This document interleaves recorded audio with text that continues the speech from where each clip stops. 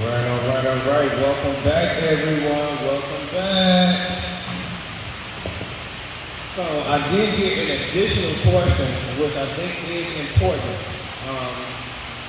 Two other things that actually is very important to go over. So one thing is using your phone as a hotspot. That's something else that's very important. And also, like Geneva, right? Geneva just brought up, you all have probably encountered going to your Gmail and then it's telling you you're running out of storage space. Has anybody encountered that? All right, I want to tell you what that is and why it's telling you that. And we're also going to do the QR code. That's to take up the rest of today's class. All right, so let's start with the cloud storage. So does anybody actually know what cloud storage is? All right, but I know how it sounds, right? It sounds like your data is up there in the sky, right? With the clouds, it's somewhere up there. I just gotta download it from the sky or I upload it to the cloud, all right? And it's somewhere. There's maybe some balloons up there that's holding your data. What is going on, okay? This is what's happening. It's as easy as this. So, if you have a computer and it runs out of space, and somebody else, say your friend, they live down the street, and let's say they have a whole bunch of storage on their computer, and they say, hey Daniel, you ran out of space on your computer? Don't even worry about it, bro. Hey, I'll just charge you $5 a month, and you can save your stuff on my hard drive. And then whenever you need it, come over and you can get it anytime. That's all it is. Okay, and the cloud is simply you're transferring data over the internet to their thing. Okay? So, all you're doing is Google has a football field. I mean, bunch of football fields full of buildings that's just simply full of hard drives, storage space. And when your phone runs out of storage for the cloud, they simply say, hey, we got way more storage space than what you ran out of. You know what? Pay us $5 a month, $13 a month, $20 a month. We'll save all your stuff for you, unlimited. If you run out of more space, pay us some more money. We got more football fields. And that's the way to go. Okay? All the information is unsecure, but it is saved. Now at the same time, what happens when you get to the point in which you finally say, well, I'm tired of paying for this cloud storage. You know, this is a bill that I need to kill. Okay? Now you decide you want to stop paying for it, and then you cancel it. Now, what can't you do? Get to all of your stuff that you uploaded to the cloud and it's saved on Google's hard drive that you've been paying them every month to store for you. Because if you cancel it, where are you gonna store that stuff? That's the reason you were paying them. So I have a suggestion. I suggest you buy external hard drives up front, like I do. I save all of my stuff to my own hard drives. So even though I buy a hard drive, I'm not paying a monthly premium. Because eventually that monthly premium is you would have bought 2, 3, 4, 5 hard drives by then, and you're still paying. But that's how they afford their hard drives. It's because they're charging you every month. And so if they keep charging you, they keep buying more and more hard drives so they can keep charging more and more people. Right? You get a hard drive. I can help you get a hard drive. I get a lot of mine from Amazon. You go to Best Buy. You go to, those little flash drives, those are hard drives, those little USB sticks. And they got the bigger ones. And we're going to go into storage and memory in the next class. Not enough time in this class, but exactly what it is, why it works the way it is. It's going to let you know why your phone is slowing down because you don't have enough RAM. That's another form of storage, which is called memory. But But this cloud, that's what the cloud is. And it's basically attuned to all of your pictures, the videos, the documents, and your email. So when you create, well, actually you have to understand the big picture. The big picture is this company that owns everything in your phone, right? Google, right? Google owns most likely the email that you're using. Gmail is Google Mail, okay? And then the algorithm on your phone is designed by Google, unless you have an iPhone, right? And so when you press on that search bar, you see that G. So your search bar is Google. And then your browser that you're probably using is Chrome, who is owned by Google. Okay? And then you may be even using a Pixel phone that is designed and owned by Google. Okay, so you're Googling all over the place. Alright? So now that you know there are so many aspects of your phone, that's why all of a sudden when you take a picture, it's uploaded to your Google Cloud because you're using the Google algorithm. And when you use it, the option is already checked that when you save a picture, it's automatically saved to the cloud. When you save a video, it's automatically saved to the cloud. So that when you run out of storage, you get this message that pops up. Hey, you've run out of space. It's not that you run out of space on your phone, it's that you run out of that cloud space that they're giving you temporarily. That they already switched onto your phone to automatically upload. Because they own it.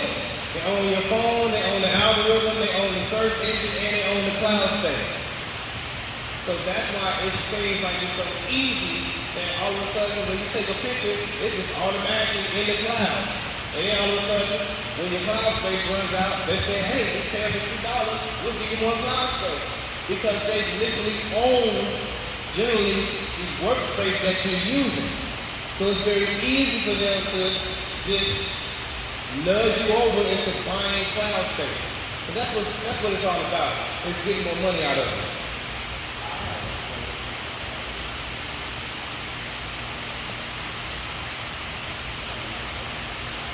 That's all right. You remember it, and I'll get to it. So that's what your cloud store is about. It's about, yes. Tomorrow. Monday and Tuesday every week.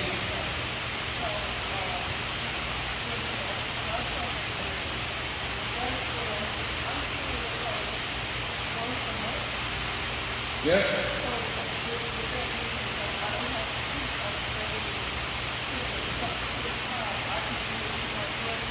Yes. That is exactly. Yes, I will. Yes, I will. Everything that we talk about, I physically show you in this class.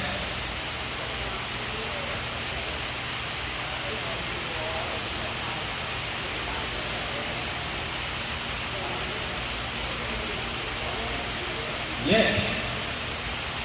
That's exactly what you do. You plug it into your phone and you save it right into the hard drive. Yes. That's right. Anything that you save to the cloud, you can download back from the cloud. It's always available for you to download. So if and that is one of the advantages of it. It's like you can erase stuff off of your phone and it's still saved to the cloud. That's an advantage. But also if it's saved into your own hard drive, it's saved on there too. Right, in the same respect. And we're going to go over you guys' phones so you can see what button it is that you press to delete stuff.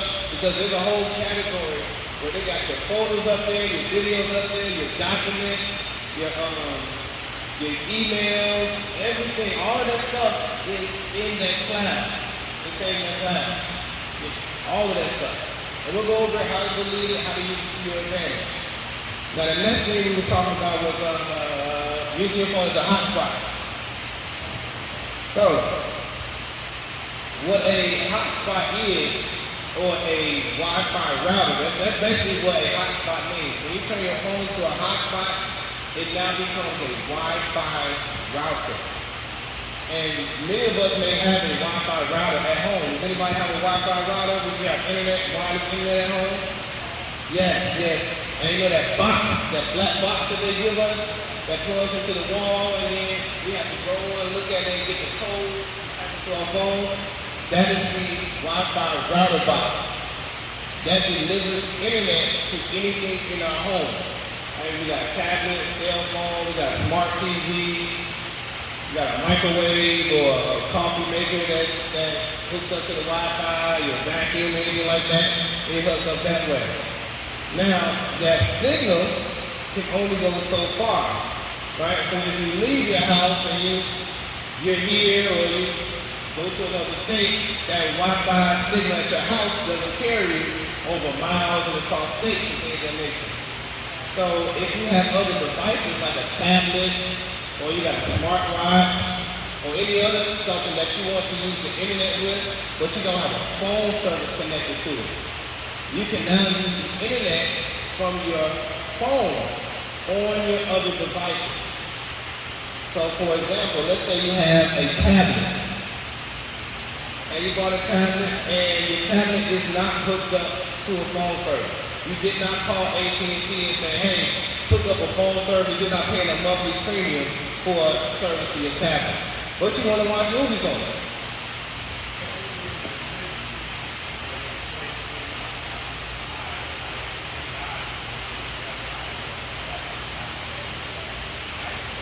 Same thing. Yes. Yep, that's just what they call their tablets. They want to be fancy. It's a pad, not a tablet.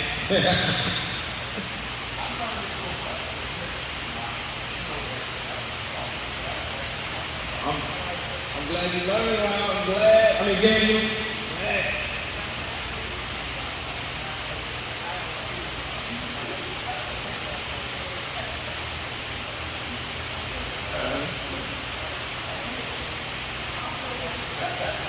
Yes. Yes, you can. Yes. Bella just asked me. She said her iPad is hooked up to her Wi-Fi at home and everything at her home is connected. Can she still take it with her if you hook it up to her phone? Yes, you can. Absolutely. So when you're at the doctor's office or the dentist's office or anywhere, you're waiting and you don't want to look at something on that little bitty screen, pull out the tablet. And this is how it works. So when you have your phone, you're going to go into your settings. And I always say just use the search bar. Don't try to look for all these settings in there. Just in the search bar, you type in hotspot. Hotspot. Hotspot.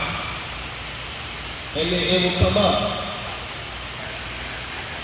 And what that means is that you are turning your phone into a Wi-Fi router for your other devices, in which now your tablet can use the internet from your phone.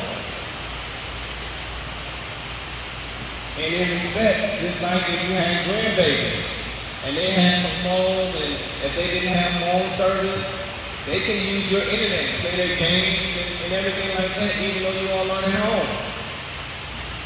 Everybody stays entertained, and that's much better than using public Wi-Fi, because that is completely unsecured.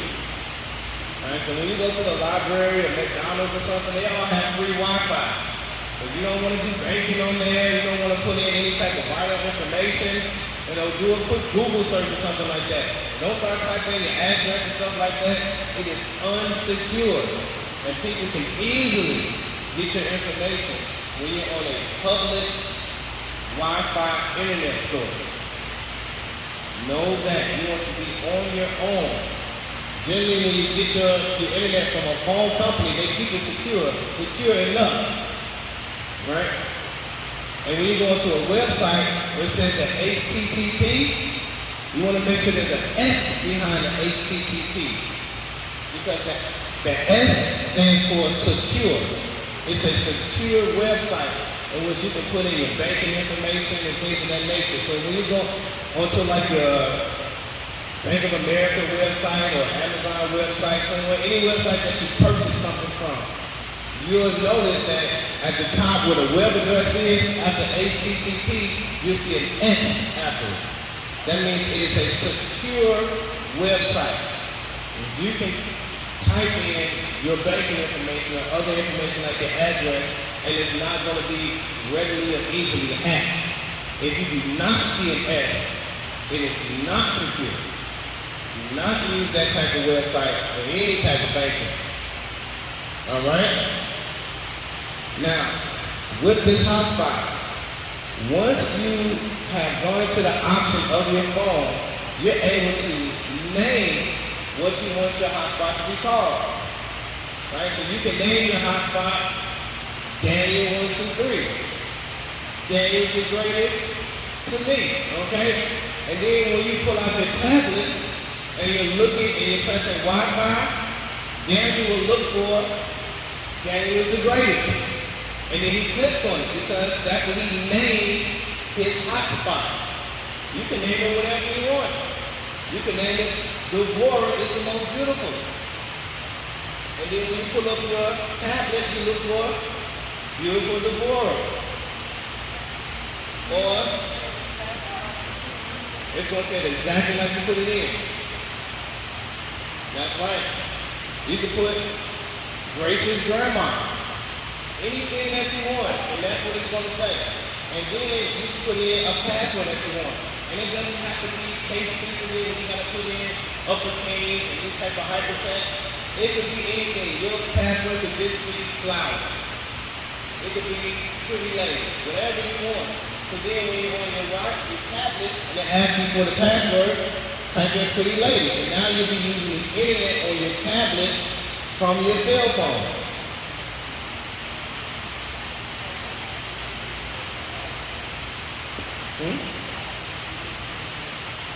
Oh, if you forget your password, the password is saved in your cell phone because you typed it into your cell phone. You made it up yourself.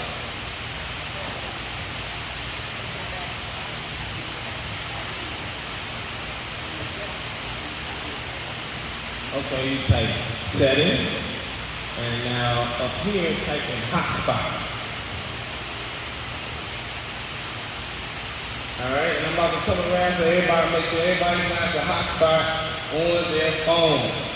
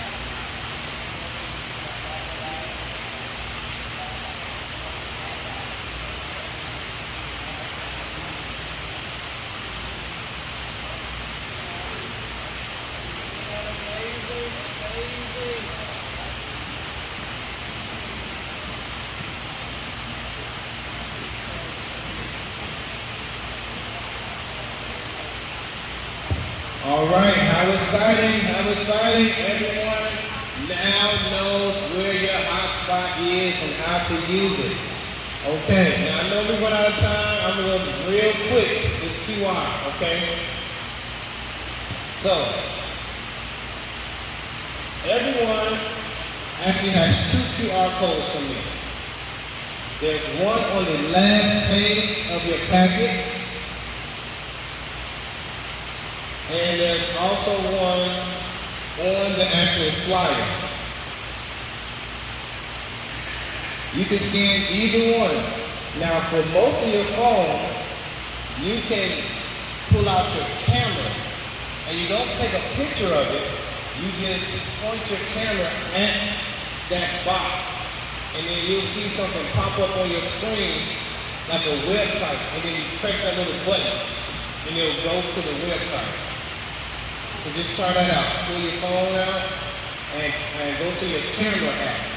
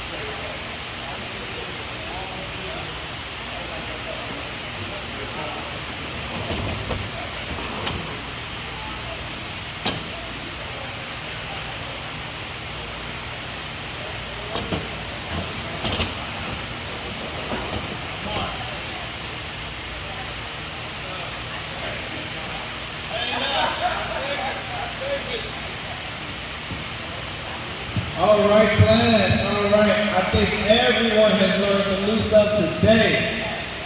Yes, yes, yes. And so that is the class for today. We got to get up out of here because our goal is really to end at 12. But you know I love you so much. I will go over just a few minutes. But we got some good things down today. We did swiping. We did talk to text. We did QR codes. Using your phone as a hotspot, and going over the cloud, what the cloud is. That's the swiping, that's right. And remember, we're here tomorrow, 10 to 12, and every week after that for the next 10 weeks.